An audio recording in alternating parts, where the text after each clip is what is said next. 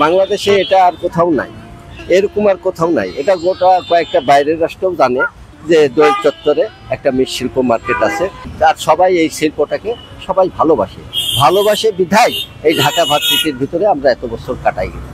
আপনার এই মাটির জিনিসের থেকে শুরু করে পাট, বেত, কাঠ, বিভিন্ন ধরনের বিভিন্ন জিনিস তৈরি হয় বিভিন্ন ডিস্ট্রিক্টে।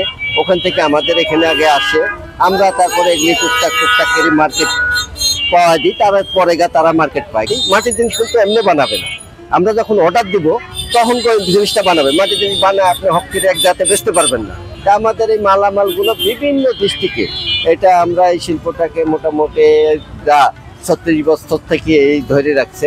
মেলাতে হয়তো যারা আছে তারা আমাদের কাছ থেকে টুকটাক কিনে নিয়ে যায়, পাইকারি নিয়ে যায়। একটা মেলাতে যাওয়া হয় কিছুটা, আমরা সেটা বলি খেলার মেলা। শুধু পালেরা আপনার ওরা, আমরা অর্ডার দিব, ওরা মাল পুরা ফাইটিং দিয়ে আমাদের কাছে পাঠাই দেবে।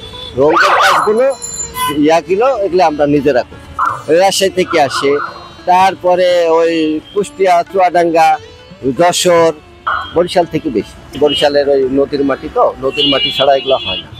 আর আরেকটা মাটি হলো সেটা আপনার কুমিল্লা, বিজয়পুরের পাহাড় অঞ্চলের মাটিগুলো। আমাদের ব্যবসাটা আপনার বৈশাখের সময় একটু ভালো হয়, কি জন্য? কারণ বিভিন্ন কোম্পানি এই বৈশাখের সময় আপনার অর্ডার দেয় আমাদের কাছে।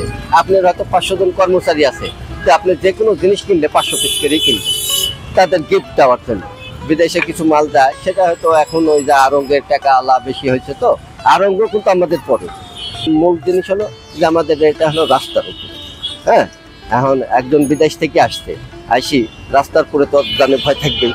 এত টাকার জিনিস অর্ডার দিব, সে দুটো চলে যায়, কোথাও যায়, যেরকম যে আরঙ্গের লাইসেন্স আছে, অফিস আছে, এই জন্য সে ওই ভাগে তাদের অর্ডারগুলি দিচ্ছে। কিন্তু আবার তারাও না পারলে তখন আমাদের কাছে এসে বলে, তখন আমরা এই মালগিরি দিই তাদের।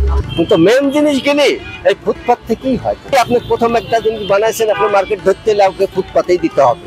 হয়তো আগে যেসব মাটির জিনিসগুলো হয়তো মূল্যায়ন কম হতো, হ্যাঁ, সবাই হয়তো মাটির জিনিস ভেঙে যাবে বলে মূল্যায়ন কম হতো কিংবা হয়তো। এখন আমাদের দেশে অনেকজনে এই মাটির জিনিসগুলো দিয়ে ঘর সাজাচ্ছে, তারপরে জগে পানি খাচ্ছে, মগে পানি খাচ্ছে, গিলাসে পানি খাচ্ছে, চায়ের কাপে চা খাচ্ছে। একটা মেহমান আছে, তার সামনে হয়তো একটা মাটির জিনিসে নিজে চা দিচ্ছে। আমার দেখা দেখি হয়তো আপনি করছেন, আপনার দেখা দেখে আরেকজনে করছে। এই ভাগেই প্রচারিত হয়েছে, এই ভাগে আস্তে আস্তে বাড়ছে। এবং তারা কেনাকাটা না করতো তাহলে আমরা তো ডাল ভাতও খাইতে পারতাম না, কিন্তু এই জিনিসগুলোও চলতো না। এখন তারা কেনাকাটা করে, এই তো কাস্টমাররা বলি বিধায় আমরা এই ঐতিহ্যটা ধরে রাখতে পারছি আর কি।